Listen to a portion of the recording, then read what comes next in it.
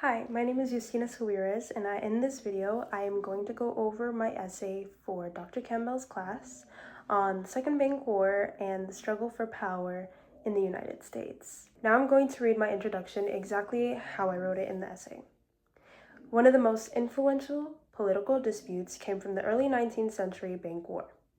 The bank war debate initially began over the debate of who would control the nation's economical and political systems, the president or the Second Bank of the United States. Many individuals who supported the idea of the second bank had believed that the bank gave the nation's economic stability while also regulating the state banks and provided reliable type of currency. On the contrary, those who disagreed with the second bank believed that the bank violated politics and that the bank, being unconstitutional in their opinion, misled the public opinion by the influence on the press. Those disagreeing with the bank also believed that the economic power should be given to the individuals of great authority.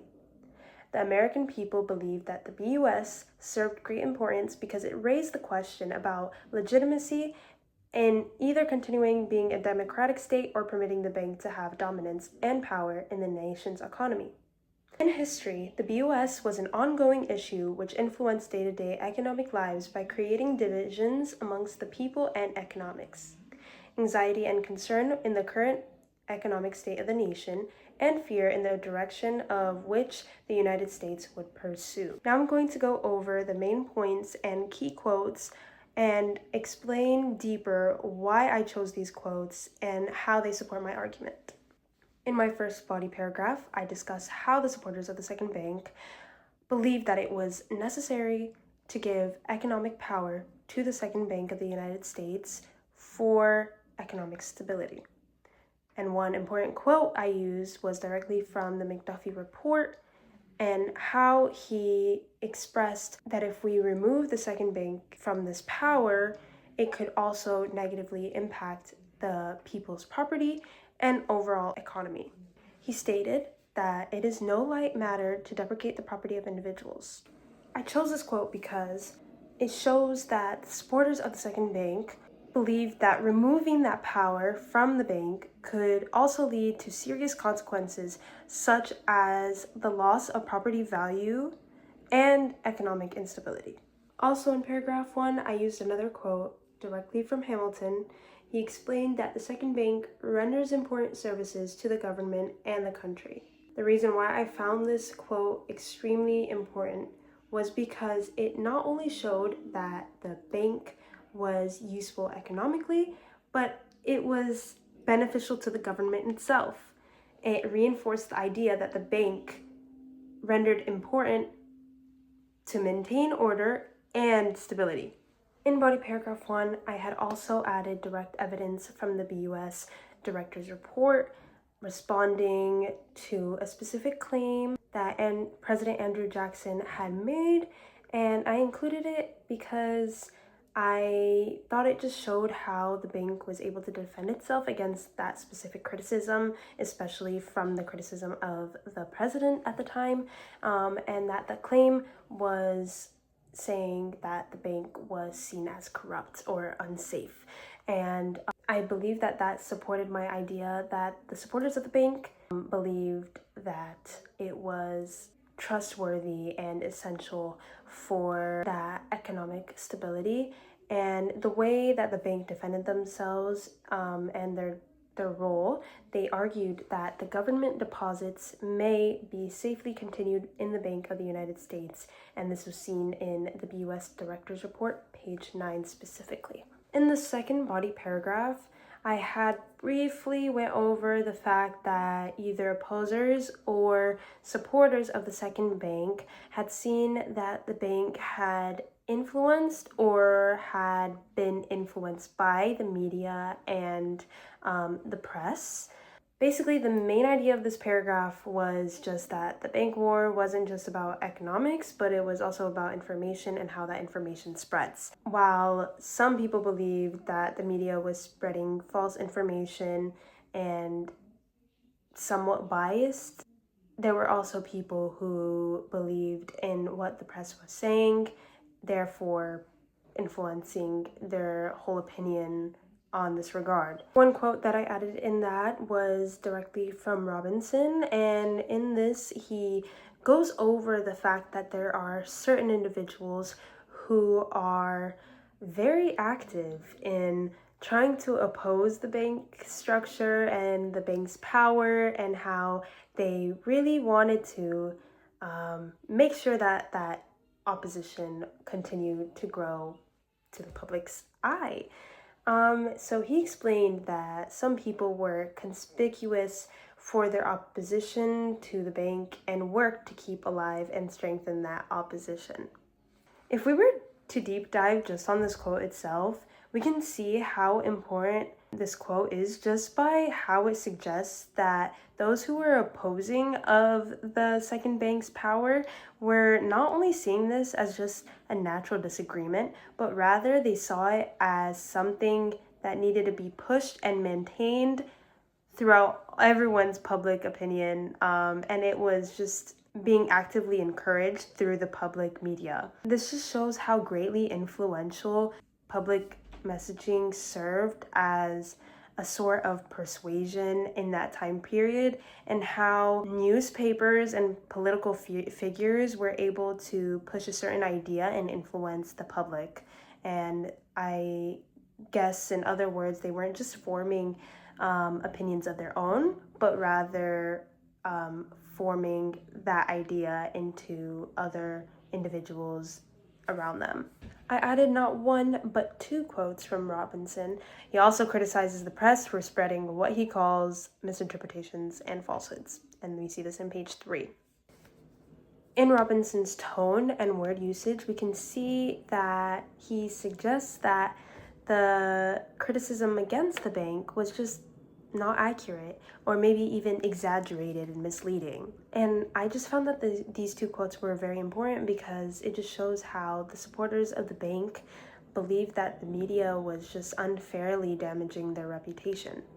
And I guess this raises the concern, this very large concern actually, about how much influence the press really has on the public's perspective. Not just this though, but it also raised the concern about, are these people making influential decisions, or are they just being manipulated and going along with it? In body paragraph 3, I added in oppositions to the BUS, and my first quote I used was actually Jackson's response to Hamilton, and in his response, he had expressed that this moneyed aristocracy was silencing opposition by its corrupting influence, which I viewed as the death blow to our liberty.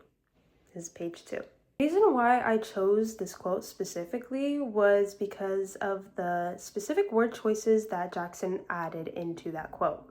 And what I mean is, by death blow to our liberty, liberty meaning freedom, this paints the bank to be a direct threat to freedom, therefore raising concerns to the public opinion. It just shows that they would have that concern of inequality or corruption or loss of democracy. And this is because Jackson believed that the bank gave power to certain individuals of elite authority, or who are just wealthy in general, and that itself went against democratic values. In the 3rd body paragraph, I wanted to emphasize just how the media had portrayed the bank, especially from sources that opposed the bank rather than supported it. I took a quote from the Washington Globe, as they had expressed that the bank was an absolute moneyed monopoly commanding the whole currency of the country. I use this specifically because of the word usage of monopoly. The reason why I did that was because it suggested that the bank had power over all of the nation's currency. I thought this quote really correlated with this topic because it just showed the great importance of how the media can influence the public opinion and how it was able to shape it so easily. So if the people believed that the bank had power over all of the nation's money, then it would be natural to fear something with such great power and such great influence. I just chose this quote because I thought it really highlighted that the media contributed to the debate with spreading strongly emotional arguments against the bank. And I think that that supported my perspective of how I believe that this wasn't just an economical debate, but it was also political, and it was very influential to the public's perception. To end, I want to end with my last quote that I used in the third body paragraph, and I will add some of my notes that I have taken based off of this quote itself because it is very discreet, but there was so much being said without it being properly expressed. And though this quote might not seem like anything to a first-time reader and someone who hasn't studied this specific topic, it actually has deeper meaning embedded into this quote that I just found very significant to this. So in Thomas Cadwallader's letter to Nicholas Biddle, he had stated that no information has been given to me about these matters, which may be important in their consequences. I think this quote is very significant to me because it suggests that there's information being withheld from the public. When he had expressed in his specific wording important consequences, he is pointing to the idea that whatever is being kept secret could have serious consequences, and those could be political and economic effects.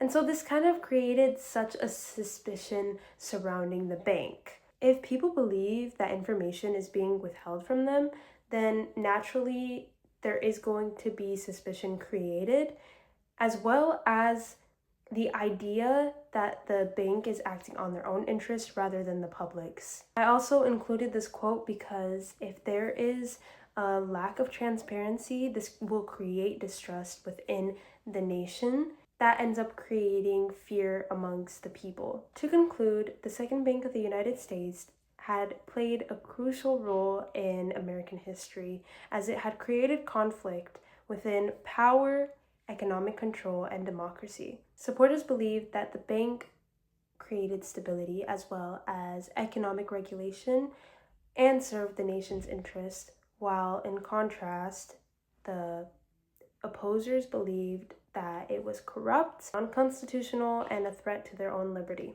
Because the bank influenced people's day-to-day lives, this created such an influence to political power, and people were forced to pick sides. Ultimately, the bank war was not just about financial policy. It was a defining moment in history where it not only shaped the nation's understanding on democracy, but as well as economic control.